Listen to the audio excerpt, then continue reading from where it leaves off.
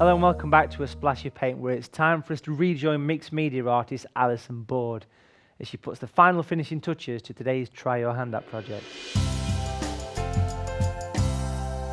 Earlier on in the programme, you saw me prepare my cobweb painting, where I did quite a lot of masking out using a variety of applicators, and then I put a wet into wet wash behind. Now it's dried, you can see that it's dried back quite a long way. That is the one disadvantage of wet into wet. Because you're wetting the paper and you're adding water to it, you're pretty much diluting your colours down. So what I'm actually going to do and show you is to do a double wash. So we've got one layer down already. I'm going to strengthen the area behind the cobweb so that when I take the masking fluid off, that area will be really white and bright and shiny. So to do that, you do have to have a quite light touch, but it's quite nice if you haven't quite managed to achieve the depth of colour that you wanted to. So my colours are all there prepared, but I'm going to add a little bit more to each. So just strengthen them up a little bit. So there we've got the black, the cerulean, and the violet. And the way to add a second wash without getting hard edges is to add a little bit of water to the surface first.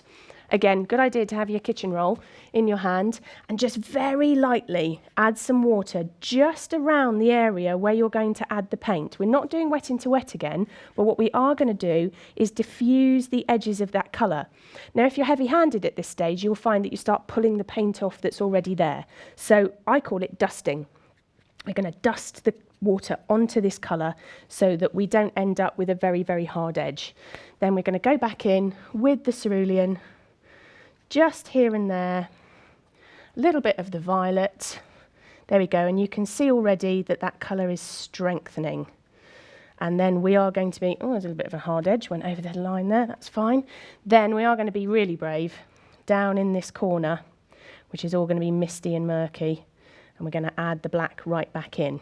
Now, if you have, like I have, you've got a hard edge down here, you can use some water, not too wet a brush, but if you're quick enough, then you can blend it out.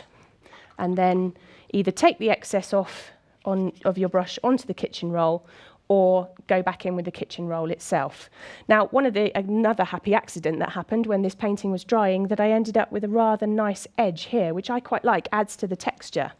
Another great thing about masking fluid, particularly when you're doing a cobweb, is the colour will gather in between the sections of the masking fluid, which if you don't like it, you can go back in with the tip of your brush and just suck the colour up.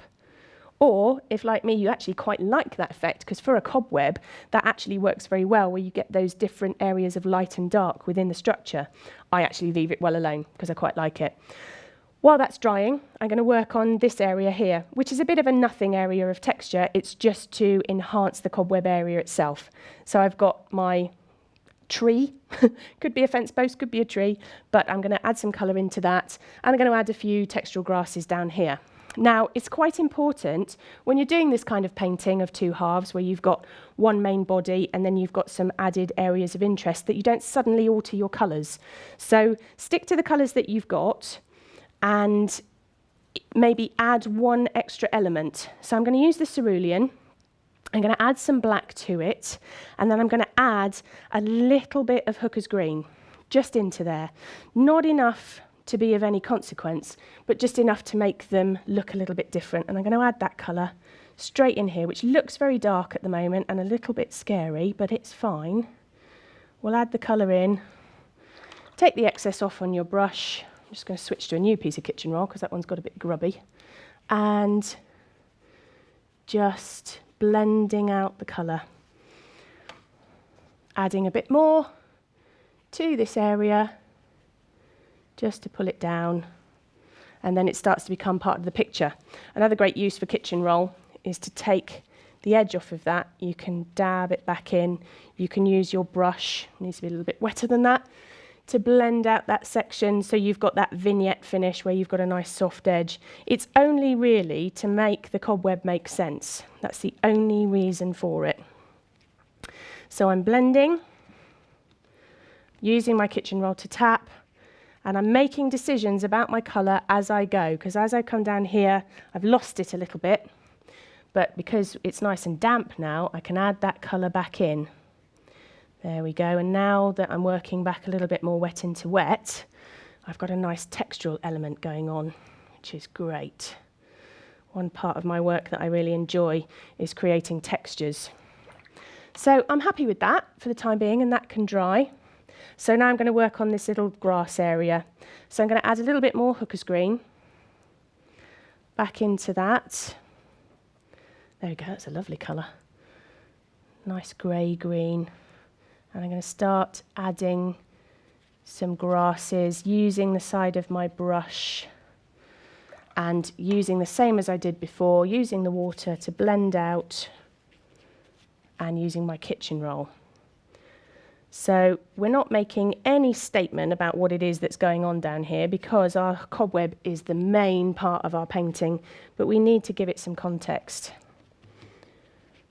And I'm going to switch to my rigger brush now, this lovely fine long haired brush that is great for grasses. Now I don't think that colour is going to be nearly strong enough, but that's okay. I can just mix up again some black and some green and my favourite colour, cerulean. Oh, that's lovely. Test it out on here if you're unsure, that's great. Just the depth of colour that I want. And I can use this just to put in a few little areas of interest and texture. Use the side of it with water on it to pull that colour out. Use this area of wet into wet that I've got, that's rather fortunate down here, to get some areas of hard shapes where the grass is springing up and some softer areas where it's making its own suggestion for what that is. Okay, that's pretty good. Switching back to my larger brush now. Take off the excess and I'm just going to blend this out ever so slightly. There we go. Blending that out, having a quick look at it. Still could do with a bit of addition to that tree. Decided that it is a tree now. There we go. So while that's drying, I'm going to prepare my colours for the next stage. Now, the next stage is going to be what I put on the paper when I've taken the masking fluid off. And obviously, I need to wait for that to completely dry until I take the masking fluid off. But that's going to be a little bit too bright and white when the fluid comes off. So I'm just going to mix up some shadow colours and a few little areas to add some texture. So just a few little bits and pieces. So I've already got my lovely green and black there. But in order to knock the cobweb back a little bit, I need to recreate some of the colours that I mixed up for the background. So just over here on my palette, I'm going to put a little bit of cerulean down. I've got a little bit of violet there, but I'm going to add to it. And then they'll be there all ready for me to do the next bit. So let's have a look. And, oh, fantastic. That's almost dry. Yes, I can feel. And under the studio lights, luckily, this dries a bit quicker. So now I get to take the masking fluid off. Now, it's very tempting with masking fluids to peel it off a little bit at a time. But in actual fact, you can sometimes do more damage that way. So I like to take the masking fluid off by taking my finger to it and just giving it a good old rub down. And then hopefully, if you've got the masking fluid on nice and thinly, it will come off really cleanly. And that's one of the great joys of using the ruling pen, is that it puts a really thin layer of the fluid down, which means that it comes off really easily. There we go, just getting every last little bit off. And this little bit down here. And I had some down here on my grasses as well, which is great. Now, as you can see, from looking at that now, it doesn't look particularly realistic. It's too bright and white. So we need to knock some areas back, pull some areas out, and we're going to use our extra colour to do that.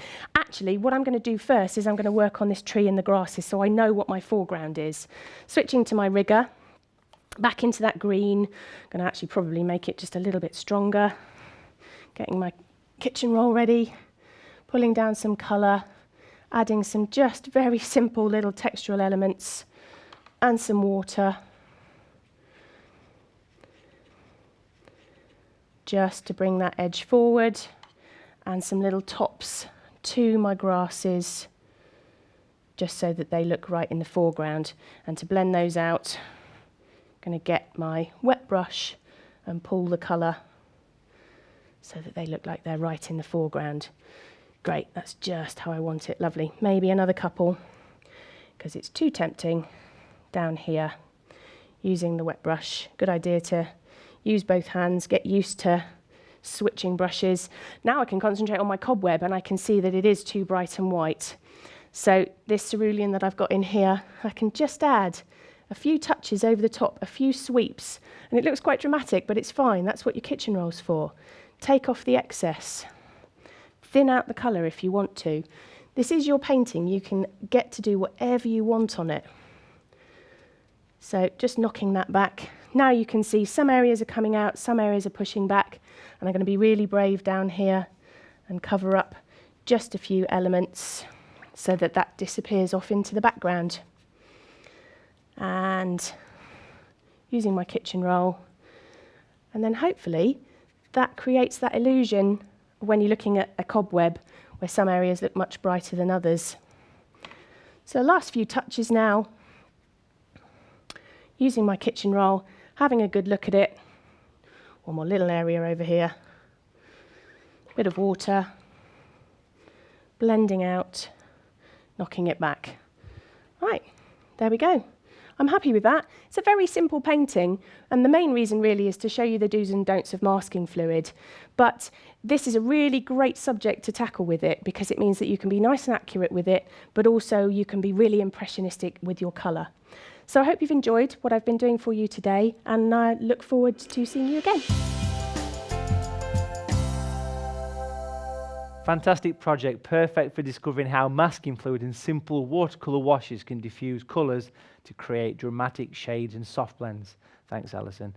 Right, time for our final break, folks, but join us in part 4 when Keith Fenwick returns for the third and final part of his step-by-step landscape project. We'll see you soon.